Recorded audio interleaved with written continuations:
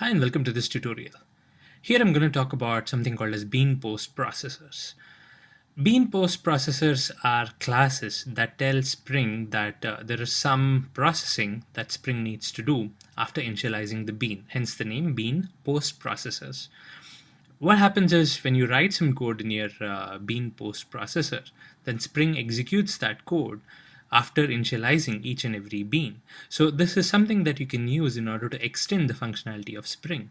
So say you want the framework to do something, to perform some actions after bean initializations, then you can write a bean post processor, and then Spring is going to execute that piece of code when every bean is initialized.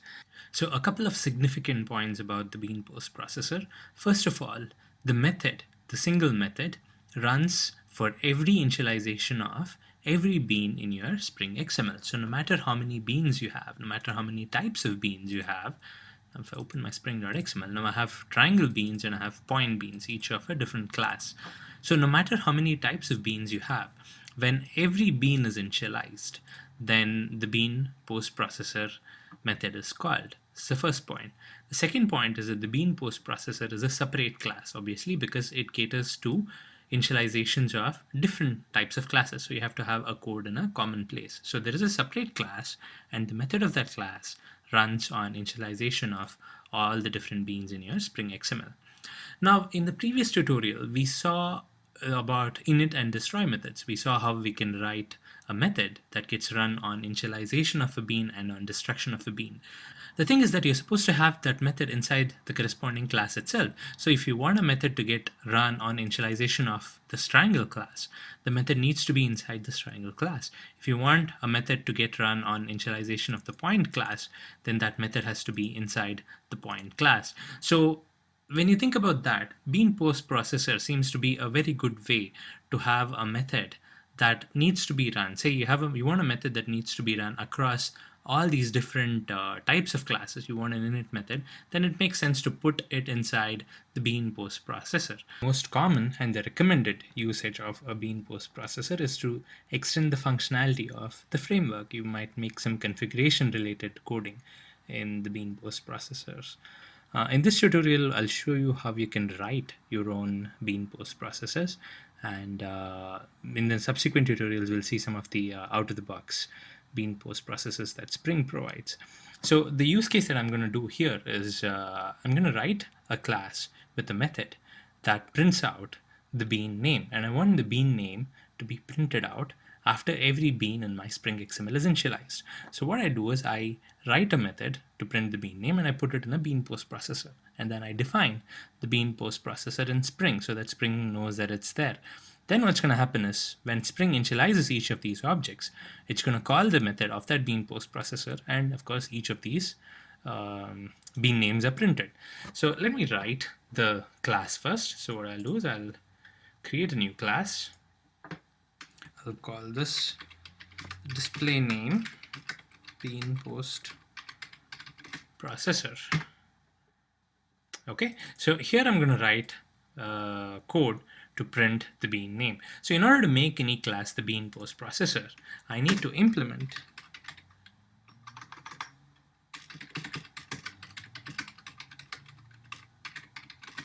the bean post processor class. Okay. Now this, let me import this first. This is from the beans factory config package. Okay, so when I implement the bean post processor, there are a couple of methods that I'll have to write. So if I add the unimplemented methods, you see here there are two methods that Eclipse comes up with. Now these two methods are again callbacks for Spring to call when each of the beans are initialized. So you have two methods here. One is the post process before initialization and a post process after initialization. Note that these two methods take two arguments. One is the object and one is a string. And even this method takes an object and a string. So what's happening is before initializing any bean, this method is called. Okay, and then after completing the initialization, after doing all the dependency injection and all that stuff, this method is called. And the arguments that are passed are, the first argument is the object, which is the bean object itself. And the second argument that's passed is the name of the bean as configured in the Spring XML. So again, the same here. The object is passed and the name of the bean is passed.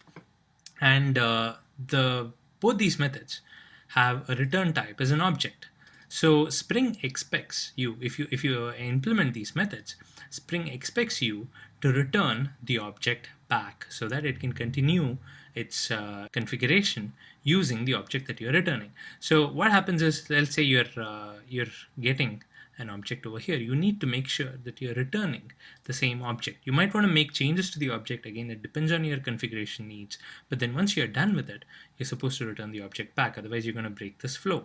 So here what I'm going to do is I'm going to implement the post process after initialization, or why not I implement both? I'm going to change this, I'm going to remove this piece of code here. So the first thing I'm going to do is I'm going to print a statement, system.out println here in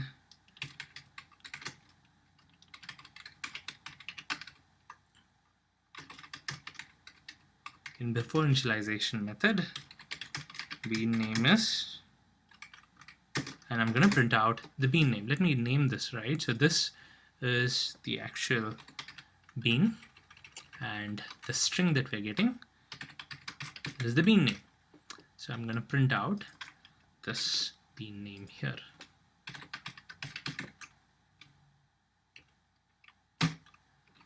Okay, so let me print the same thing here. Of course, I'm going to change the message. This is after. Now note here that it's throwing an error because it's returning an object and I haven't returned anything. I need to make sure that I'm returning the bean that I'm getting here. So I'm going to return bean. And even here, this is the bean and this is the bean name, and I'm going to return the bean. Note here that you can return any object you want and Spring is going to take that.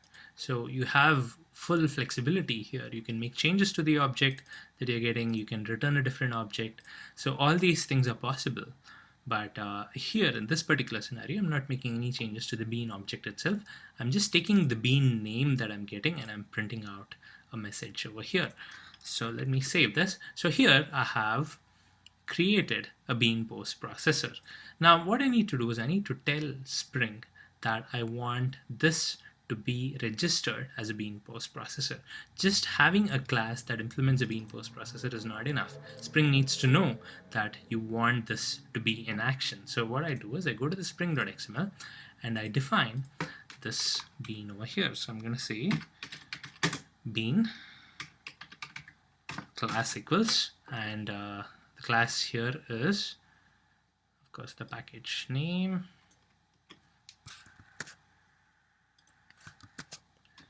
dot display name BeanPostProcessor, and that's it. This is all it takes. Note that I'm not creating an ID here because this class is not referenced in any other class. No class is actually dependent on this class. You wouldn't want to do a get bean of this, and you wouldn't want to have some other class having this as a dependency. So since I don't have a dependency, I'm not giving it an ID, and I'm not doing any configuration as well. I'm just letting Spring know that I have a bean like this here, and rest is automatically deduced by Spring itself. It knows that this class implements BeanPostProcessor and it has these two methods, so it's going to call these two methods. So this is all it takes in order to have a BeanPostProcessor. Now note that I can have any number of such classes like this. So this is just a display name. I can have any other number of classes, and then I can have all of them implement the BeanPostProcessor. And you can even have them implement the ordered interface so that you can have an order property and then you can specify the order in which Spring executes. But in this example, I'm going to keep this simple. I'm just going to have one BeanPostProcessor, and then I have defined both the before initialization and the after initialization methods. I'm just printing out the name and then returning the bean that I'm getting. So let's see how this works now. I'm not gonna make any other changes. Okay, I'm just gonna call the get bean as usual, and then the dependencies are set here as usual. No other changes to the existing code. I'm just plugging in this new functionality, and then this functionality gets executed before and after initialization of each and every bean here. So if we run this, well, there you go. You can see there is a before initialization of point A, after initialization of point A, before initialization of point B, after of point B, before of C, and after of C. So these are the first set of objects that get initialized. And after that, you can see before initialization of triangle, after initialization of triangle. Of course, we had to have these three initialized first because triangle is dependent on these three objects. So after triangle is initialized, that's when the flow of execution continues. You have point ABC prints. So what's happening here is these two methods are being executed for the initialization of each and every object that you have defined over here.